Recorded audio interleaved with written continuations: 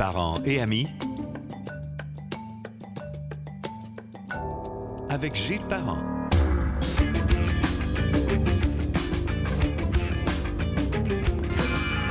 Bonjour et bienvenue sur Parents et Amis. Nous sommes heureux de vous accueillir. On peut écouter Parents et Amis sur gillesparent.com, sur Spotify, sur Google Podcast, sur Balado de Apple et le canal YouTube. On dit de lui, aidé de son équipe et de ses robots, qu'il scrute tout, qu'il sait tout, qu'il voit tout. Monsieur Influence Communication en personne, Jean-François Dumas, qu'on retrouve au bout du Clean Feed, à l'autre bout de la 20. Bonjour Jean-François, comment ça va?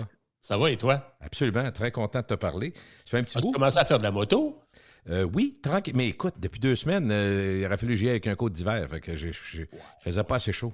Oui, c'est vrai que c'était un petit peu frais. Puis dans les derniers, heureusement, le soleil est revenu. Parce que les dernières semaines, j'aurais même pas été surpris d'entendre des tunes de Noël à la radio tellement que c'était froid, tellement que c'était saisissant. Ça fait que la moto est restée dans le garage. Oui, c'est ça. Puis en même temps, quand je regarde les nouvelles, c'est 4-5 morts par fin de semaine, ça me tanne un peu, hein? Oui, c'est ça. Mais écoute, c'est pour ceux qui font de la moto, ils vont savoir de quoi je parle. C'est quand tu conduis une moto, tu peux pas amener tes problèmes avec toi. Il faut tellement que tu sois concentré juste pour survivre, pour éviter pour s'assurer que les gens te voient parce que les gens ne te voient pas en moto. Ouais. Alors, ceux qui sont distraits sont dangereux en automobile, pas en moto. Je sais pas si tu es d'accord, Jean-François, pendant qu'on parle de ça, puis que l'été s'en vient vraiment de façon plus officielle. Moi, je dis à mes amis qui veulent l'entendre et qui veulent me comprendre que depuis que j'ai fait mes cours de moto, qui ont pris 1 an et demi. Et depuis que je roule en moto, ça fait près d'une dizaine d'années, parce que j'ai commencé ça assez tard, autour de 50 ans, j'ai dit, je suis assurément un meilleur conducteur. Hey, c'est-tu drôle? Parce que tu penses la même chose? Oui, je dis souvent la même affaire. Depuis que j'ai suivi mon cours de moto, je suis bien plus attentif à n'importe quoi autour de moi quand je conduis en auto. Donc, je suis un bien meilleur conducteur automobile depuis que je... Parce que le cours de moto te sensibilise au fait qu'en moto, les gens ne te voient pas. Ouais. Les automobilistes, ils cherchent des grosses affaires. C'est normal qu'on fait un contact visuel avec les grosses masses, c'est-à-dire les autos, les camions. Ouais. Mais les motos, les vélos, n'importe quoi qui est tout petit, ouais. on les voit pas ou très peu. Et quand tu suis ton cours de moto, ça te change complètement ta façon de conduire. C'est fou. Et la plupart des gens à qui je parle, qui sont... Moi, je te dirais que je suis content d'avoir cet âge-là aussi. À 20 ans, on n'est plus insouciant à bien des égards. On travaille jusqu'à temps qu'on soit rendu au bout. Je me suis déjà endormi au volant. Donc, le médecin m'avait dit, tu avais une chance sur 2 de mourir. Tu as eu cette chance-là, réessaye-le pas. Fait que, tu sais, avant, tant qu'on n'est pas tombé de fatigue, fait que, tu sais, on se sent invincible un peu. Mais en moto... Moi, je suis persuadé que tu es pareil. J'arrive à une lumière. Quand ça tourne jaune, j'hésite même pas, je freine. Jamais je passe une jaune-orange, comme on dit. Et même quand c'est vert, j'attends une demi-seconde, des fois 2 secondes avant de partir parce qu'il y a toujours quelqu'un qui passe à rouge.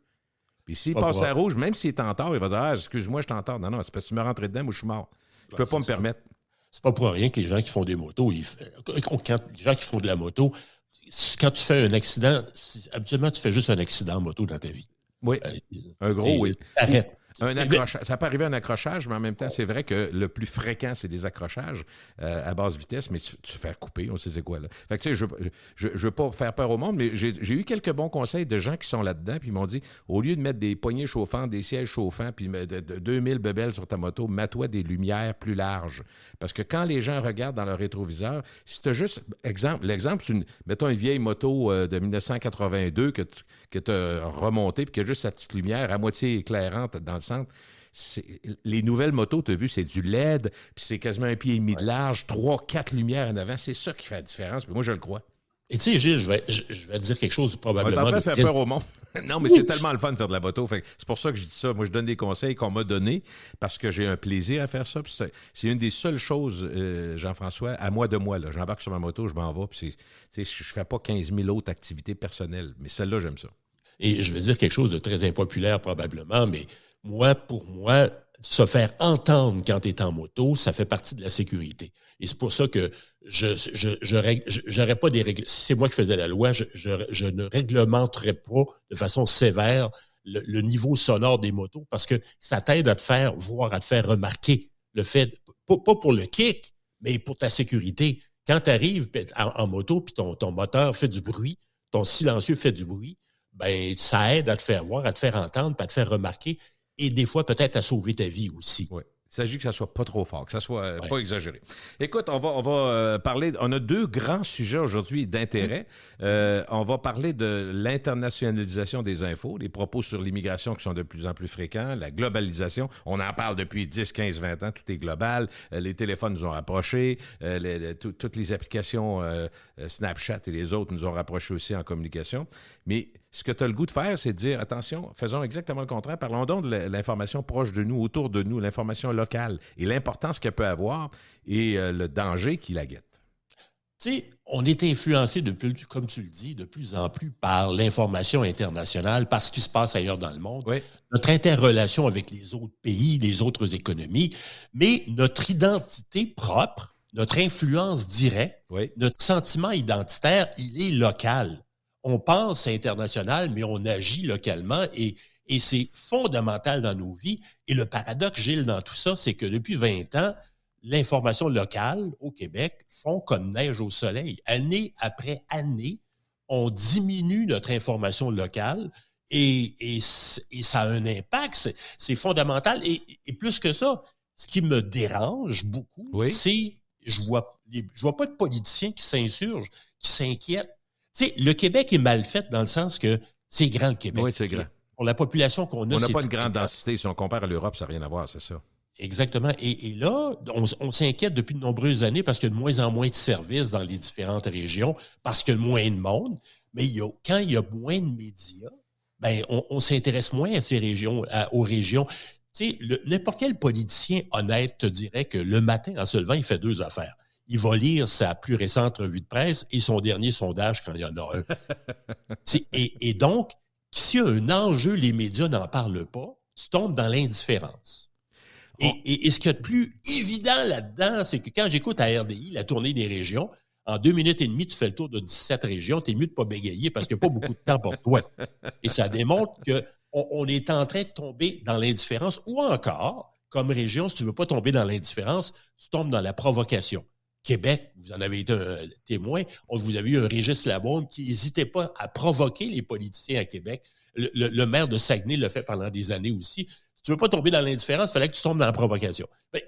Et le problème, c'est qu'on est en train d'oublier progressivement, petit bout par petit morceau, tout ce qui se passe en région au profit des nouvelles nationales québécoises étant les nouvelles de Montréal. J'ai de la misère, tu vas m'en parler parce que avec tes robots et avec ce que vous faites comme analyse, vous le voyez, j'ai de la misère à voir qu'il n'y ait pas du tout d'intérêt. Mettons que la personne de Bécomo, de Sept-Îles, de Port-Cartier ou quelqu'un de Rimouski n'a pas d'intérêt pour sa communauté. Le problème, moi, ce que je vois, c'est que même quand j'étais à la radio, puis dans les 25 dernières années, on voyait graduellement, on appelait ça Montréal, la planète, on disait graduellement, l'information s'en va centralisée vers la tête de réseau, les réseaux. Et il y avait des raisons, mais c'était presque toujours, Jean-François, des raisons économiques. Tu prends une personne qui est capable de très bien faire une animation, tu la mets la nuit dans 11 stations, tu viens de sauver 10 salaires, tu comprends? Fait que moi, j'étais pas, comment dirais-je, je comprenais ce qu'il faisait, mais je me disais, y a-t-il quelqu'un qui s'intéresse à savoir si ça a de l'impact sur la communauté, sur l'information, sur la participation citoyenne? C'est sûr que ça a des impacts. C'est un peu ça que tu veux nous dire aujourd'hui. Ben oui, puis je me souviens, écoute, dans les années 90, il y avait beaucoup de stations indépendantes, des stations de télé, des stations de radio. Et je me souviens, j'avais vu un reportage qui m'avait beaucoup frappé. Au début des années 90, Radio-Canada avait fait un reportage sur la mise en réseau des médias et leur impact. Et tu voyais, pour illustrer ça, tu avais un pêcheur en Gaspésie à travers la glace l'hiver qui pêchait. Et pour se désennuyer, il écoutait la radio. Et en plein milieu du bois, en plein milieu de nulle part, il y avait un bulletin de circulation qui disait que le pont Champlain à Montréal était bouché. Et là, ça dit tout, hein? Ça dit tout oui, pareil. Là, je me disais, un jour, on va l'avoir dans le front, on va avoir le ressac de ça. Puis on l'a aujourd'hui parce que on est en train de McDonaldiser l'information de Gaspé à Gatineau, ça a la même affaire partout.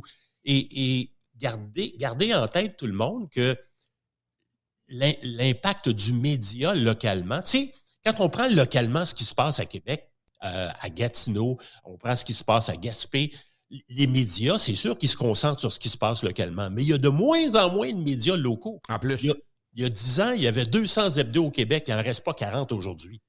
Il y a moins de radios, il y a moins de télé, il y a moins de journalistes, il y a moins de nouvelles et il y a moins d'intérêt de la part des médias réseaux pour ce qui se passe localement. Je te mettrai au défi, toi, de me parler des grands enjeux de Bécomo aujourd'hui parce que tu n'entends pas parler. Non. Et Mais Plus eux là-bas, mettons, c'est question de curiosité, ceux qui sont à Bécomo, ils ont-ils encore un lien avec leur information, outre le perron d'église qui existe moins en plus? Mais est-ce que c'est des petits regroupements juste, mettons, genre Facebook, des groupes de... Comment ils ont l'information locale? Parce qu'il y a beaucoup moins de journaux, beaucoup moins de radios locales. Puis souvent, la seule nouvelle locale, c'est ton petit journal régional qu'on consacre dans le Publisac. Fait que, tu sais, est-ce qu'il en reste pour ceux qui sont sur place? Moi, à Québec, j'entends pas parler de la Côte-Nord, j'entends pas parler de la Gaspésie. Mais eux, sur place, est-ce qu'ils sont couverts ou pas? Bien, localement, souvent, dans des petits marchés, il te reste une station locale ou des fois une station communautaire Oui. ou un hebdo qui est tombé sur Internet avec peu de moyens, puis donc peu de commanditaires. Et tout ça fait en sorte qu'on appauvrit le contenu local. Et on a découvert, Gilles, avec les années, c'est quoi l'impact de ça? Et ça me jette à terre. On a découvert, d'abord, les deux régions qui font le plus d'informations locales, toute proportion gardée. La région Reine, c'est la région de Saguenay. Et la deuxième région qui fait le plus d'informations locales, toute proportion gardée, c'est Québec. La ville de Québec, OK. Oui. Et comme par hasard, ce sont les deux régions où on va le plus voter quand il y a des élections municipales. Oh, il y a un lien, donc, entre l'info et la participation. J'aurais tendance à le croire. Alors, ce qu'on a fait, on est allé à l'autre bout du spectre et on est allé voir les deux régions où on fait le moins de local. L'avant-dernière, presque la pire, c'est Gatineau. Et la pire des pires des pires, étonnamment, c'est Montréal.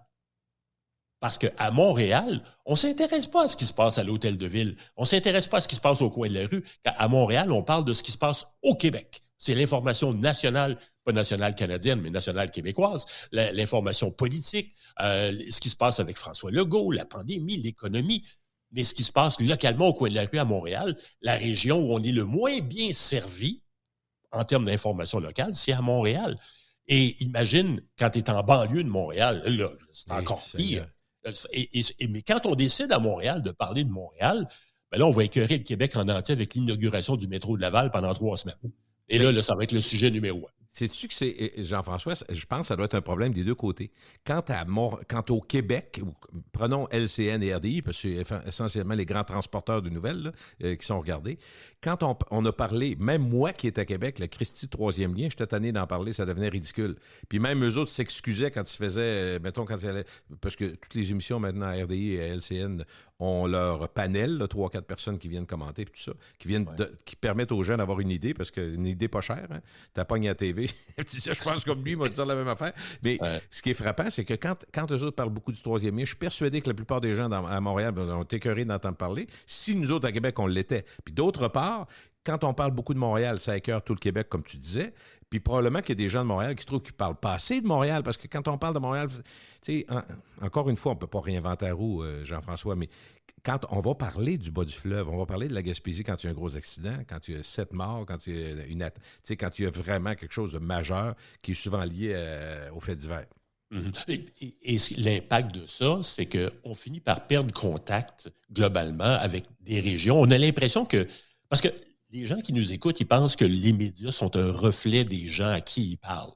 Et c'est de moins en moins vrai. C'est ça le problème. Ouais. C'est qu'en McDonaldisant le contenu, en montréalisant l'ensemble des médias québécois, ben, tu perds toutes les particularités régionales. Donc, les médias ressemblent de moins en moins aux gens à qui ils parlent. Et c'est pas pour rien qu'à un moment donné, on dit « Hey, qu'est-ce que c'est ça, un Rainbow Gauthier qui sort dans l'espace public? » D'où il sort, lui? Ben, il existe depuis longtemps, mais c'est parce qu'on ne s'intéresse pas à toutes les régions du Québec. Et c'est pas juste propre au Québec. Si les CNN de ce monde avaient été un juste reflet de toutes les couches de l'Amérique, on aurait vu venir Donald Trump bien avant qu'il soit élu en 2016. Ça a été une grande surprise. Pourquoi? Parce que les grands médias ne représentaient pas